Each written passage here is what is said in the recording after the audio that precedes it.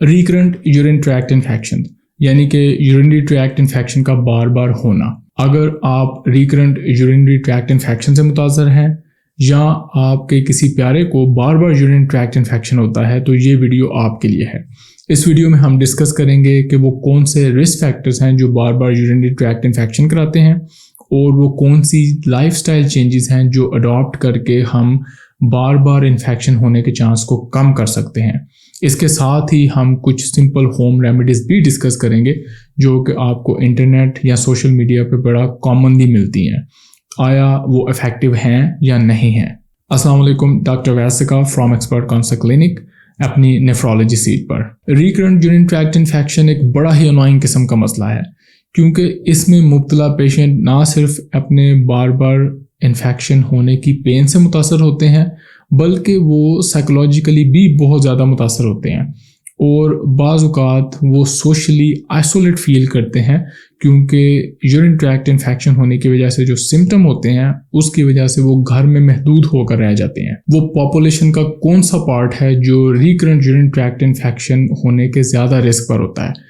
اس میں بیسیکلی تو وہی لسٹ ہے جو کہ ہم نے پچھلی ویڈیو میں ڈسکس کی تھی، یعنی کہ بہت ہی young patient, sexually active patient, بہت ہی زیادہ بوڑھے پیشنٹ جو کہ اپنی پرائیویٹ پارٹس کی ہائیجین کا بہت زیادہ خیال نہیں رکھ سکتے ہیں، ڈائیابیٹک پیشنٹ، اس کے بعد وہ پیشنٹ جن کو پیشاب کے مثانے کے مسئلے چل رہے ہیں، اور اس کے ساتھ لسٹ میں کچھ اور لوگ ایڈ ہو جاتے ہیں جیسے کہ وہ پیشنٹ جن کو پروسٹیٹ کا ایشو ہے جس کی وجہ سے ان کو یورین ریٹینشن رہتی ہے. اس کے ساتھ ساتھ کڈنی انفیکشن کے کچھ پیشنٹ جن میں کڈنی سٹونز بنتی ہی انفیکشن کی وجہ سے ہیں، ان لوگوں میں بھی یورینری ٹریکٹ انفیکشن بار بار ہو جاتا ہے. اس کے علاوہ وہ لوگ جو امینو سپریسو میڈیکیشنز پہ ہوتے ہیں یعنی کہ ان کو ٹرانسپلانٹ کی وجہ سے یا کسی اور آٹو امیون ڈس آرڈر کی وجہ سے کچھ ایسی ادویات دی جاتی ہیں تاکہ ان کا امیون سسٹم سپریس رہے، یہ لوگ بھی ریکرنٹ یورین ٹریکٹ انفیکشن ہونے کے بہت زیادہ رسک پہ ہوتے ہیں.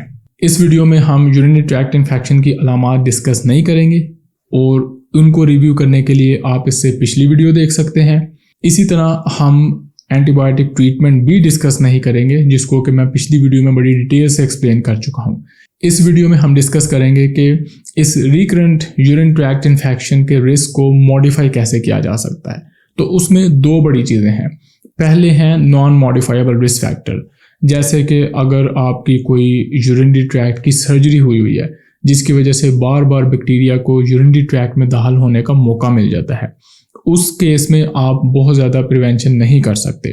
اسی طرح اگر آپ کے یورینری ٹریکٹ میں کوئی فارن باڈی جیسا کہ اسٹینٹ ڈلا ہوا ہے اس سلسلے میں بھی آپ بہت زیادہ کوئی چینجز نہیں کر سکتے. لیکن اگر آپ ان پیشنٹس میں شامل نہیں ہیں جو کہ ان نان موڈیفائیبل رسک فیکٹر سے متاثر ہیں تو آپ کافی ساری لائف سٹائل چینجز کر کے اپنے ریکرنٹ یورین ٹریکٹ انفیکشن کے چانس کو کم کر سکتے ہیں. اب ہم ان جنرل میجرز کی بات کرتے ہیں، ان موڈیفائیبل رسک فیکٹرز کی بات کرتے ہیں جن کو اڈاپٹ کر کے آپ ریکرنٹ یورین ٹریکٹ انفیکشن کے چانسز کو بہت کم کر سکتے ہیں. تو اس میں سب سے پہلے ہے اپنے پرائیویٹ پارٹس کی صفائی. آپ نے اپنے پرائیویٹ پارٹس والے ایریا کو ہمیشہ صاف رکھنا ہے. ینگ لوگوں میں ملاپ کے بعد، انٹرکورس کے بعد پیشاب کرنا اور اس ایریا کو اچھی طرح صاف ستھرا کرنا بہت ہی ضروری ہے. اس سے آپ کے ریکرنٹ انفیکشن کے چانسز بہت کم ہو جاتے ہیں. فیمیل بعض اوقات اپنے پرائیویٹ پارٹس کو دھونے یا وائپ کرنے میں یہ غلطی کرتی ہیں کہ وہ پیچھے سے آگے کی طرف دھونے کی کوشش کرتی ہیں، لیکن فیمیل میں پرائیویٹ پارٹس کو دھونے کا صحیح طریقہ آگے سے پیچھے کی طرف ہے. گروئن ایریا یا پرائیویٹ پارٹس کو صاف رکھنے کے سلسلے میں ہی ایک بہت اہم بات ہے آپ کے انڈر گارمنٹس.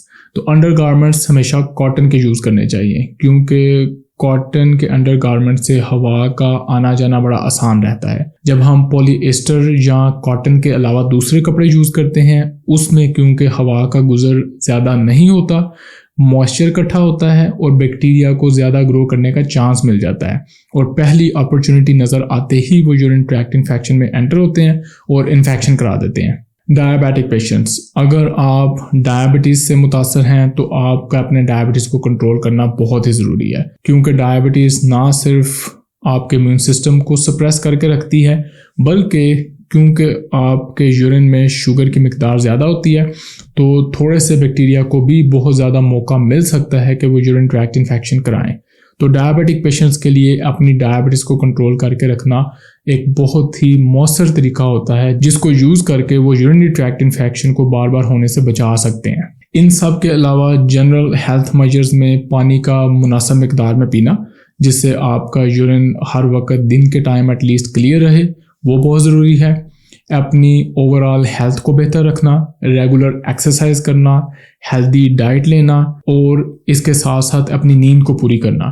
جب آپ یہ چیزیں ساری پوری کرتے ہیں، اس لائف سٹائل کو مینٹین کر کے رکھتے ہیں، تو آپ میں پازیٹیوٹی آتی ہے، آپ کا امیون سسٹم بہتر ہوتا ہے اور نہ صرف یورینری ٹریکٹ انفیکشن کے چانسز کم ہو جاتے ہیں بلکہ آپ کی جنرل کسی قسم کے انفیکشن کے چانسز بھی کم ہو جاتے ہیں۔ بلیڈر ہیبٹس، وہ لوگ جو نیوروجینک بلیڈر یا اوور ایکٹیو بلیڈر کا شکار ہوتے ہیں، وہ بھی کیونکہ ریکرنٹ یورین ٹریکٹ انفیکشن کے لیے ہائی رسک پر ہوتے ہیں، اس لیے وہ کچھ جنرل ریگولر ہیبٹس اپنا کر اپنے یورین ٹریکٹ انفیکشن کو بار بار ہونے سے بچا سکتے ہیں۔ اس میں سب سے پہلے تو آپ نے زیادہ دیر تک پیشاب ہولڈ کر کے نہیں رکھنا، کیونکہ اس سے بیکٹیریا کو پیشاب یا یورینری ٹریکٹ میں گرو کرنے کا موقع ملتا ہے۔ اگر آپ نیوروجینک بلیڈر سے متاثر ہیں تو آپ نے ٹائملی یورینیشن کو اڈاپٹ کرنا ہے، یعنی کہ ہر 2 سے 3 گھنٹے بعد خود سے باتھ روم جا کر پیشاب کرنے کی کوشش کرنی ہے اور زیادہ سے زیادہ پیشاب کرنے کی کوشش کرنی ہے تاکہ آپ کا یورینری بلیڈر پیشاب والا مثانہ مکمل طور پر خالی ہو جائے اور بیکٹیریاز کو موقع نہ ملے کہ وہاں پڑے ہوئے یورین میں گرو کر کے آپ کو یورینری ٹریکٹ انفیکشن کرا سکے۔ یہ تو تھی کچھ جنرل میجرز جو کہ آپ گھر میں کر سکتے ہیں۔ اب وہ چیزیں جو آپ کو بار بار یورینری ٹریکٹ انفیکشن کرنے کا سبب بنتی ہیں لیکن وہ آپ خود سے ٹھیک نہیں کر سکتے، ان چیزوں میں آپ نے پراپر علاج کی طرف جانا ہے۔ جیسے کہ اگر آپ ڈائبیٹک ہیں تو آپ نے ڈائبٹیز کی مکمل ٹریٹمنٹ کرنی ہے۔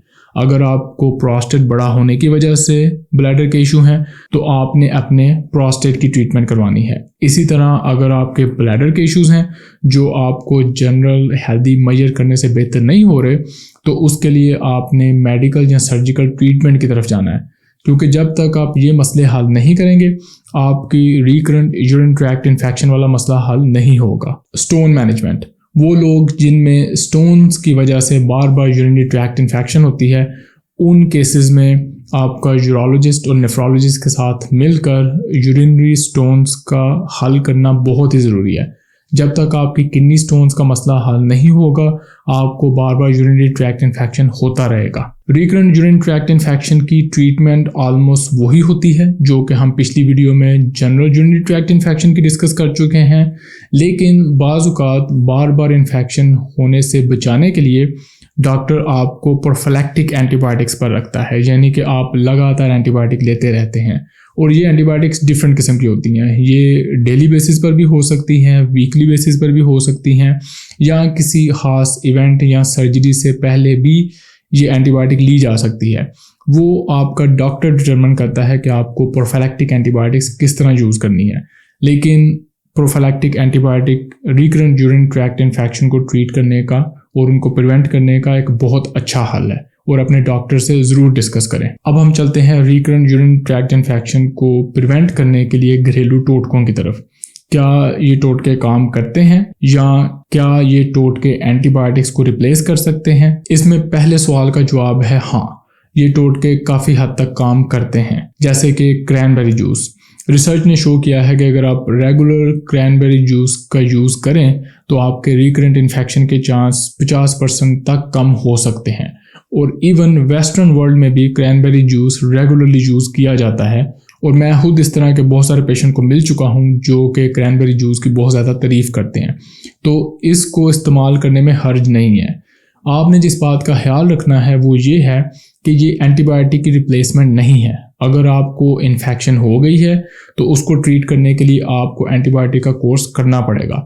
اسی طرح کرینبیری جوس میں بہت زیادہ شوگر ہو سکتی ہے، تو اگر آپ ڈائبیٹک پیشنٹ ہیں تو اس زیادہ شوگر کی وجہ سے آپ کی ڈائبٹیز بہت زیادہ آؤٹ آف کنٹرول ہو سکتی ہے، اسپیشلی اگر آپ اس کرینبیری جوس کا یوز ریگولرلی دن میں 2 سے 3 دفعہ کریں۔ تو آپ نے کرینبیری جوس یوز کرنے سے پہلے بھی اپنے ڈاکٹر سے ضرور مشورہ کرنا ہے۔ ایپل سائڈر ونیگر، بہت زیادہ لوگ ایپل سائڈر ونیگر کو بھی یوز کرتے ہیں۔ اس سے یورینری ٹریکٹ انفیکشن ٹریٹ نہیں ہوتی، لیکن آپ کے سمٹم بہتر ہو جاتے ہیں، اور اس کو یوز کرنے کی سمپل ریجمن ہوتی ہے 2 ٹیبل سپون دن میں 3 دفعہ. یہ ایپل سائڈر وینیگر نہ صرف یورینری ٹریکٹ انفیکشنز کو بچانے کے لیے ہیلپ فل ہے بلکہ یہ اوور آل ہیلتھ میں بھی اب بہت زیادہ بینیفٹ شو کر رہا ہے, تو اس کو استعمال کرنے میں بھی کوئی حرج نہیں ہے. گارلک یا تھوم, یہ ریسیپی بھی لوگ صدیوں بلکہ کئی ملینیا سے یورینری ٹریکٹ انفیکشن کی سمٹمز کو بہتر کرنے کے لیے یوز کر رہے ہیں.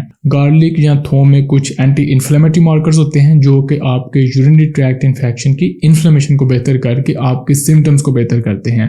اگین یہ اینٹی بائیوٹک کی ریپلیسمنٹ نہیں ہے لیکن آپ کے بار بار یورین ٹریکٹ انفیکشن کی سمٹم کو بہت حد تک بہتر کر سکتے ہیں. کچھ لوگ ڈینڈیلیون روٹ ٹی بھی یوز کرتے ہیں, یہ بھی یورینری ٹریکٹ انفیکشن کی سمٹمز کو بہتر کرنے کے لیے یوز کی جا سکتی ہے. پرو بایوٹک بھی بہت زیادہ ریکمینڈ کی جاتی ہے. پرو بایوٹک بیسیکلی آپ کے گٹ کی گروتھ کو بہتر کر کے آپ کے اوور آل امیون سسٹم کو بہتر کر کے آپ کو ریکرنٹ یورین ٹریکٹ انفیکشن سے بچاتے ہیں.